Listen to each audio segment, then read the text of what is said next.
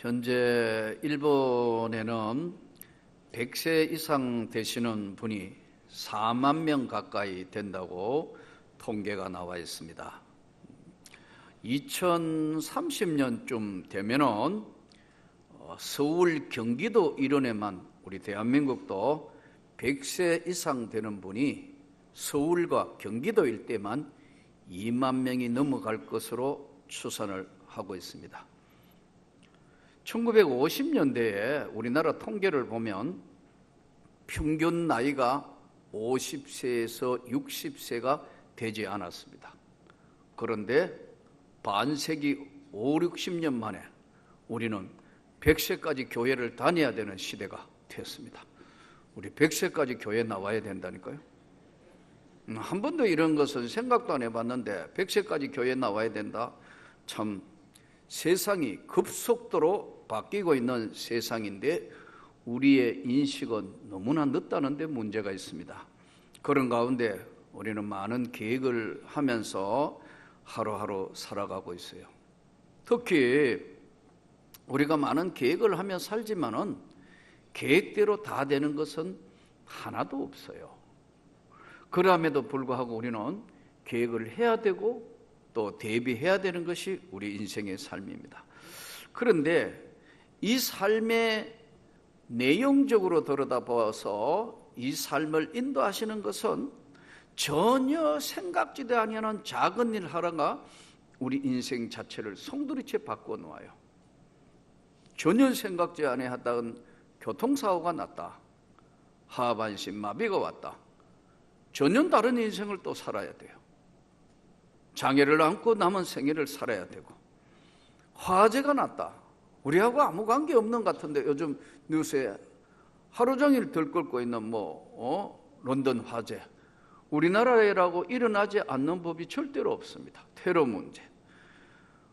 또 그렇지 않다 하더라도 전혀 생각지 않은 게 늘 건강했는데 갑자기 병원에 가니까 치명적인 암이 발생했다. 우리 전 사는 방식을 다 바꿔야 되는 삶으로 바뀌어지게 돼요. 내가 사랑했던 자녀들, 또 정말 눈에 여도 아프지 않는 이런 자녀들, 자녀 문제가 내 마음대로 되는 것이 하나도 없어요. 직장 잘 나갔는데 직장이 갑자기 어려워졌다.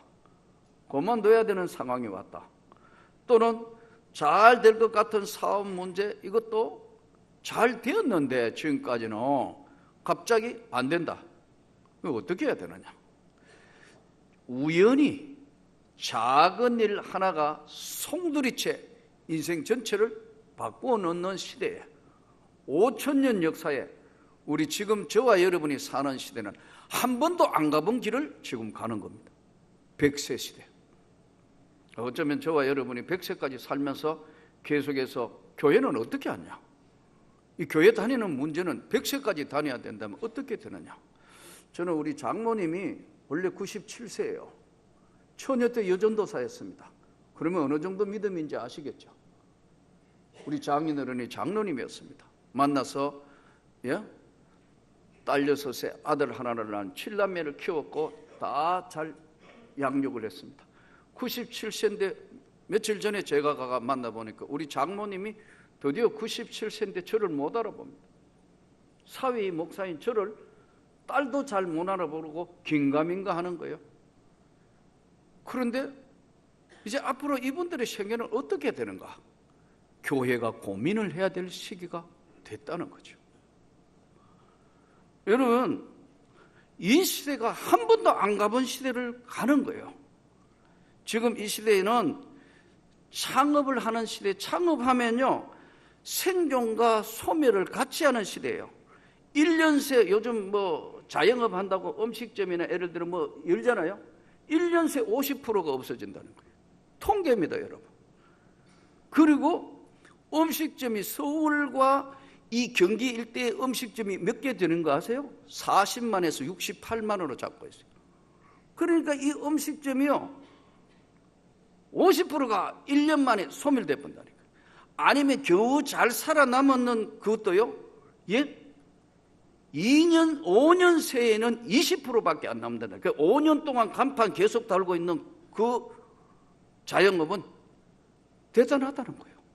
5년 되면 1년에 50% 없어지고 5년 생존율이 20%밖에 안 되는 게 이게 국가 통계예요. 더더군다나 여러분 보세요. 이 시대는 지금 다음 시대는 미장원이 10만 개 시대에 살고 있습니다. 여러분, 나는 여러분들이 살아남기를 축복합니다. 10만 개 되는 미장원이 있다니 지금. 그러면 어떻게 되는 거예요? 전부 고령화 되는데 2030년에는 대한민국이 1640만 명이 65세 시대로 오고 있다. 한 번도 안 가본 5,000년 역사에 한 번도 안 가본 길을 가고 있다. 더더군다나 이번에 보니까 초고령화 사회로 한국이 들어오는데 프랑스는 154년이 걸렸어요.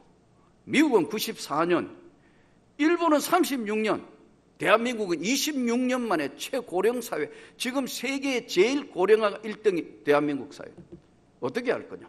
전혀 준비 안 하고 있다. 국가도 마찬가지고 이제 늦게 국가가 뭐 어떻게 하고 뭐 노인들 얼마 더 주고 뭐 그런 것 해가 될 일이 아니에요. 아까 말씀드린 것처럼 갈 데가 없는 시대가 됐어요. 지금까지 예수 잘 믿고 나머지 여러분 노인정에 가가 고수도 할 겁니까?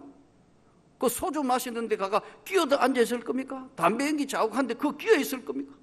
이 교회도 준비할 시대가 됐대. 야, 북유럽과 미국에 살아있는 교회들을 보면서 이거 내 생애에도 이게 나에게 마지막 소명이구나. 이거 한국 교회에 다시 이거 지금 뭔가를 준비해야 된다.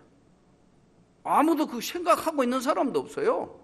그냥 각자 실컷하고 우리 장모님처럼 평생에 경상도 문경분인데 그 교회에서 준비했다면 그 교회에서 마지막 요양원까지 준비되면서 그걸 살아야 되는 거 아니에요?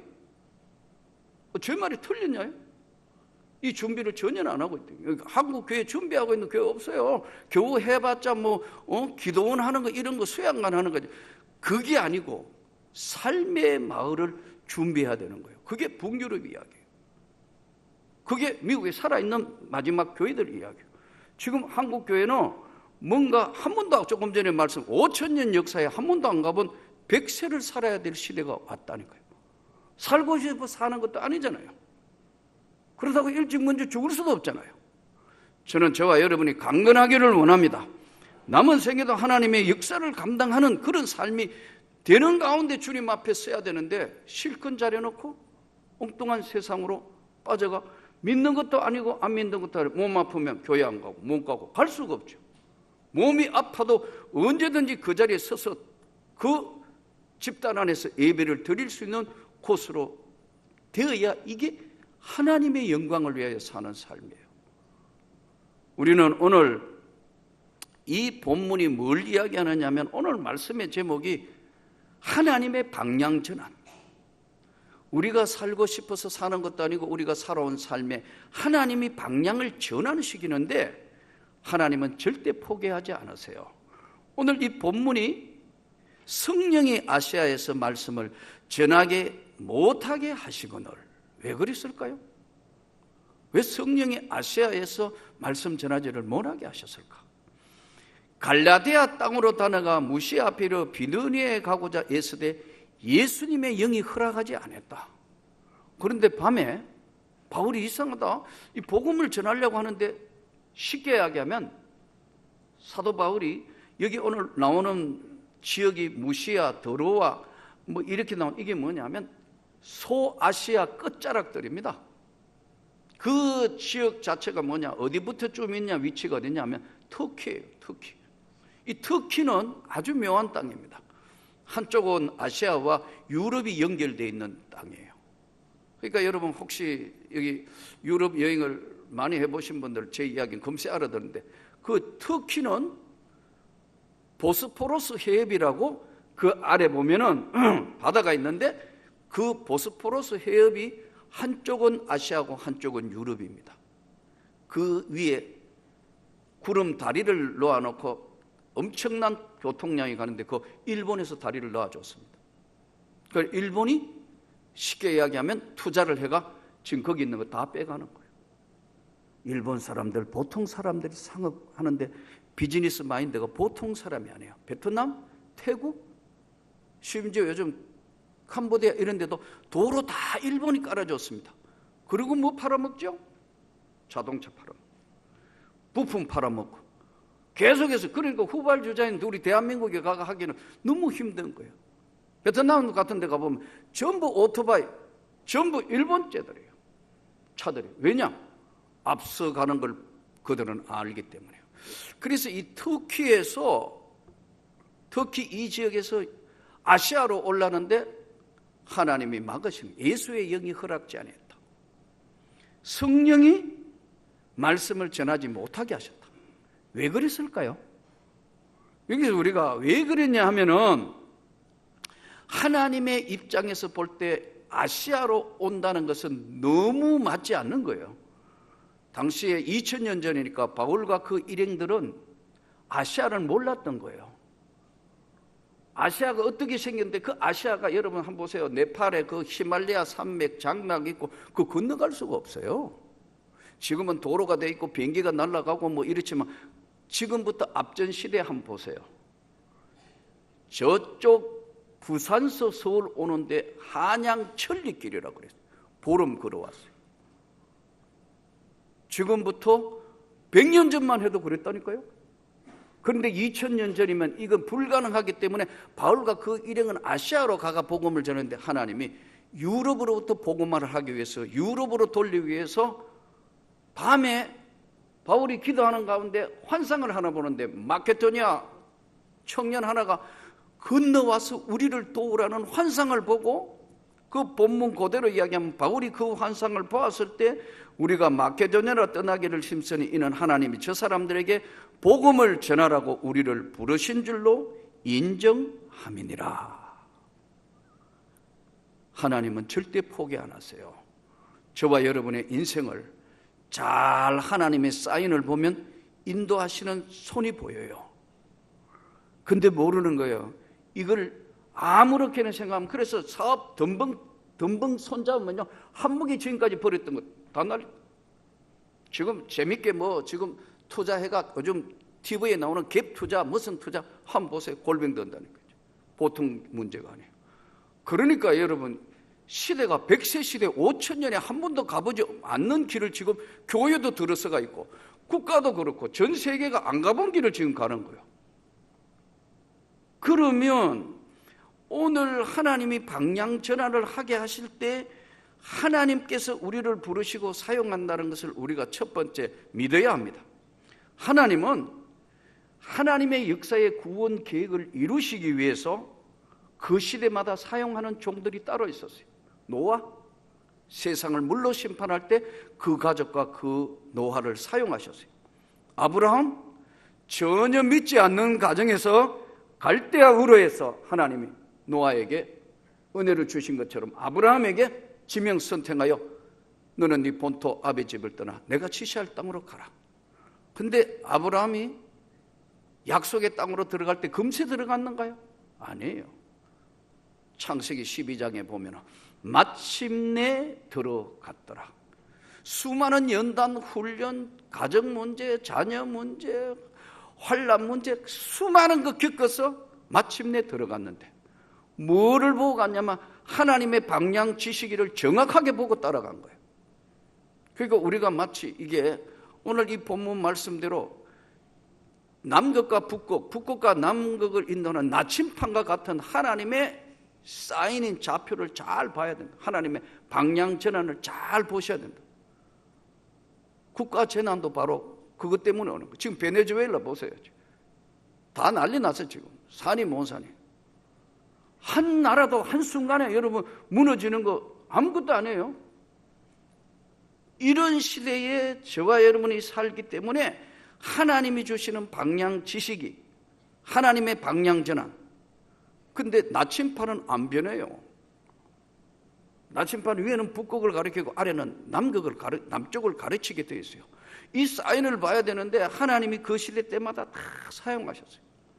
야곱을 사용하여 12지파를 만드시고, 요셉 때는 제가 금요기도회 때도 말씀드렸지만 요셉이 그냥 간단하게 뭐 노예로 팔려가가 꿈을 통해서 총리가 됐다, 그런 것만 이야기하지만 요셉 집안을 한번 들여다보세요. 엄마가 4명 아니에요. 배다른 형제가 10명이에요. 요셉과 베냐민 혈통 외에는 나머지는 다 배다른 형제들이라고. 시기, 질투, 어려움 얼마나 많았겠어요. 그러나 그 요셉은 하나님의 방향을 지시하는 꿈을 통해서 그걸 정확하게 읽었다고요. 또 동시에 한번 보세요.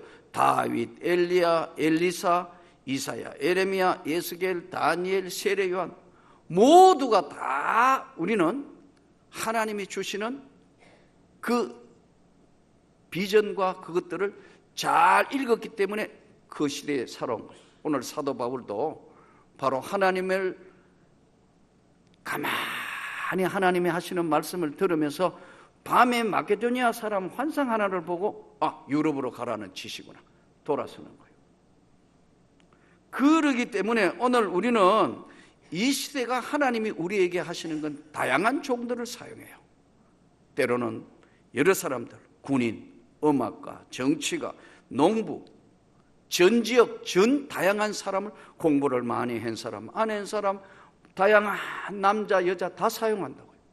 여러분과 제가 다 하나님의 종인 줄로 믿습니다. 하나님이 다양한 시대에 다양하게 사는데 똑같이 해야 될 것은 지금도 하나님이 계속해서 방향 지시기를 보내는 거예요. 좌편, 아니야, 우측, 직진. 하나님의 방향 지시기를 보고서 하나님이 방향 전환을 뭘 하시는데 하나님은 한번 작정하신 걸 절대로 포기하지 않으시는데도 우리 인간의 아둔해서 그걸 모르는 거예요. 그래서 이 하나님이 방향을 전환하게 하시는 시대를 읽는 눈이 있어야 합니다. 여러분 이거 오늘 이 시대가 5,000년에 한 번도 안 가본 시대가 됐다가 보니까요. 이 시대가 어디 위에 서 있는가 하는 걸 읽어볼 수 있는 눈이 있어야 돼요. 제가 조금 전에도 말씀드렸어요. 우리 한국교회가 그런 거 나처럼 생각하는 사람이 하나도 없어요. 근데 돌아보니까 나는 하나님이 온 세상이 좁다고 지금 많은 곳에 돌아보고 많은 나라를 보고 깨달은 게 이게 하나님이 지금 한국교회도 방향 지시기를 내리는데 못 깨닫는 거예요. 초고령화 100세를 교회 다니는 시대가 왔다. 어떻게 해요? 80살까지만 다니고 노인정에 갑니까? 집에 있을 겁니까? 어떻게 해요? 예? 이제 더 몸이 아프면 어떻게 되는가요? 북유럽 교회나 미국의 교회나 살아있는 교회들이 준비하는 모습들. 이게 우리가 마지막 이제 명문교회도 준비해야 될 나에게 주어진 명제구나. 이게 한국교회 이제 앞으로 외쳐야 될 문제구나. 반대로 한번 보세요. 예? 앞으로 2030년까지도 안 갈 겁니다. 2025년, 내년부터 지금 인구 절벽이 오면서요. 지방대학은 문 닫습니다. 사람이 없는데요. 수능 시험 칠 애들이 없어요. 그리고 지금 애들이 한번 보세요. 애들이 우리를 먹여 살리는 시대는 이미 끝났어요. 100세 동안 살아야 되는데 애들도 살아야 되는데 안 그래요? 그러니까 예전에는 우리가 부모님들이 우리 시대 때는 뭐냐면 아이고 우리 상주 그리고 이 자녀가 키워가 해놓으면 얘가 나를 책임 못 져요. 애들도 서로 살기 힘들다는 시대가 오늘 누가 그러더라고. 목사님 뭐 싱가포르에 거기 애기 하나 낳았는데 애 보는데 150만 원에서 200만 원 줘야 된다. 맞다니까. 그 직업 이름이 뭐냐? 애 보는 직업 이름이 뭐냐? 우리도 지금 애기 보는데 뭐 그렇지만 정식 직업입니다. 베이비 케어라고. 그거 비싸요. 인력요. 애 하나 키우는데 매달 200만 원 줘야 돼요. 처음 듣는 것 같아요, 여러분. 이 보통 문제. 그러니까 이게 지금 이 시대가 달라졌다는 걸 인식을 못 하는 거예요. 그래서 내가 그렇다고 외국에 나면 그렇다고 이게 애 2명 주면 400만 원 줘야 되는데 월급 얼마 받는데 5,000불 받는데 4,000불 애 키우는데 다 주고 나면 뭐가 살아요? 살 수 없어요. 이런 시대. 그러니까 애들도 우리처럼 고생하는 시대, 희생의 시대 이런 시대가 아니고 지금 애들도 다 한두 명이니까 소황제들이에요. 희생 안 하려고 그래요. 보통 문제가 아니라니까요. 그러면 이 시대에 우리가 사는데 이 시대의 가장 큰 문제가 뭐냐 하면, 이미 이제 다 아니까 가장 큰 문제가 뭐냐 하면은요, 진리 전쟁을 하는 시대예요. 예수 그리스도가 진리이며 예수 그리스도 외에는 구원이 없는데 다양한 시대가 오니까 교회마다 뭐가 문제가 되느냐 하면 영적 임재가 약해요. 저는 여러분이 이 예배를 드리면 이 주의 말씀을 들으면서 하나님의 음성 듣기를 축복합니다. 하나님의 임재, 그 말씀 앞에 하나님 오늘 나에게 말씀하시는구나. 나도 정말 기도하며 잘 남은 생애 준비해야 되는구나. 뭐 우리가 전도왕 그 사람 앞으로 끝에 어디 될지 몰라. 우리 장모님 전도대장이었어요. 90세 넘어서 그 다음부터는 몸이 약해지니까 갈 데가 없어요. 축구 볼 데서요. 야, 이거 그렇다고 혼자 사시게 하기도 힘들고, 나머지 요양원에 가가 아무도 모르는 사람들, 예수 믿지도 않는 사람 손발에 수정 들다가 교회도 못 나가고 하다가 세상 떠나면 그 임종 예배는 누가 드리나는 거야. 난 그걸 보면서 이야, 이거 정말 한 번도 안 가본 길을 가야 되는데 이게 보통 문제가 아니구나. 또 동시에 영적 임재뿐만 아니라 교회는 영적 권세를 흐트리면 교회는 무너지게 되어 있습니다.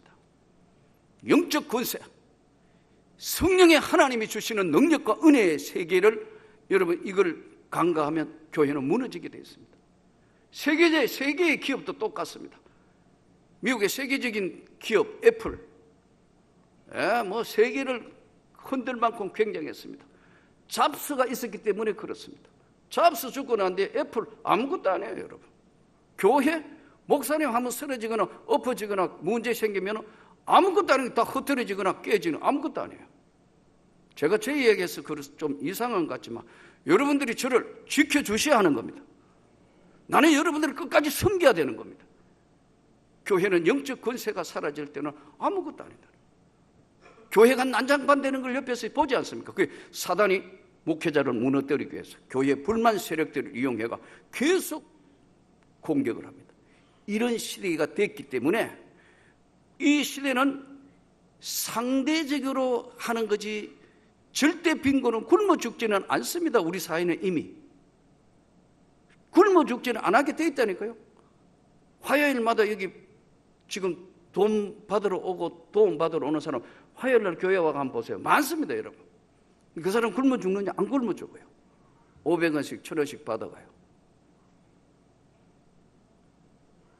영적 빈곤의 시대에 와 있고 상대적이고 절대적인 시대에 살기 때문에 저는 여러분들의 은혜가 여러분의 삶에 하나님의 성령이 날마다 때마다 충만하기를 축복합니다. 그러면 여러분을 붙들고 있는 질병이 주의 이름으로 물러가는 게 돼 있어요. 여러분이 이기게 돼 있어요. 깨어 있어야 합니다. 깨어 있지 않는 교회는 죽습니다. 가정도 그렇습니다. 영적으로 죽어버립니다. 깨어 있어서 성경 말씀대로 예수님 말씀대로 항상 깨어 있으라. 깨어 있지 않으면 열처녀 비유의 어리석은 자가 될 수 있을지도 모르겠습니다. 우리는 오늘 예수님 말씀하시는 그대로 바울이 하나님의 방향 지시기를 딱 보고 마게도냐 환상을 보고 유럽으로 가라 하시는구나. 방향을 유럽으로 돌려서 유럽이 복음화 되었습니다. 거꾸로 이제 지금부터 선교 대한민국에도 130년에 수많은 선교사들이 왔고 대한민국 이만큼 잘 살게 되었습니다. 오늘 대한민국도 이제 한 번도 안 가본 5000년의 새로운 길을 가야 되는데 저는 여러분들과 제가 하나님 앞에 정말 서 있는데 부족함이 없도록 날마다 때마다 성령으로 충만하기를 축복합니다. 그러기 위해서 가장 중요한 게 뭐냐? 가정이 회복돼야 돼요. 가정 회복, 이거를 스타트 포인트라고 그래요. 또 스타트 포인트이기도 하면서 라스트 포인트예요. 마지막 보류가 뭐냐면 가정이에요. 가정이 무너지면 다 무너지는 거예요. 그리고 교회 안에서는 절대로 권위주의는 안 돼요. 교회 학교 권위주의? 그런 거 없어요, 여러분. 목사님들 권위주의 하면 안 돼요. 권위는 하나님이 주셔가지고 나오는 거예요. 내가 부장인데 내가 뭔데 절대 그러면 안 되는 거예요. 하나님이 은혜를 주셔서 그 은혜로 다 섬기는 거예요. 예수님 말씀대로 나는 섬김을 받으러 온 게 아니고 섬기러 왔다.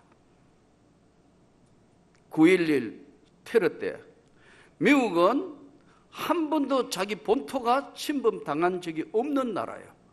근데 9.11 테러 때 세계 최고예로 자랑했던 무역 빌딩을 비행기가 폭파하는 현장을 전 세계 중계방송하며 보면서 미국 사람은 경악한 거예요. 아, 미국 본토도 이제 공격당할 수 있구나. 그런데 비행기 사고 나고 거기 수많은 사람 죽으면서 이제 막 너무 긴박하니까 메시지를 보냈어요. 우리 핸드폰으로 남편에게, 아내에게, 자식에게 보낸 게 뭔지 아세요? 여보, 사랑해. 아내가 남편에게 보낸 거. 남편이 아내에게, 여보, 사랑해. 그리고 애들한테 보낸 메시지가 뭐냐면 전부 얘들아, 아무래도 나는 안 될 것 같아. 진심으로 너희를 사랑한다.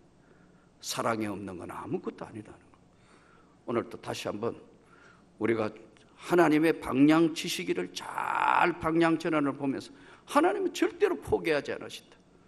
한 번도 가보지 않는 이 길을 우리 명문교회가 앞장서서 또 저와 여러분이 하나님의 사람들로서의 앞장서서 멋있는 생애를 살 수 있고 살아가기를 주 예수 이름으로 축복합니다.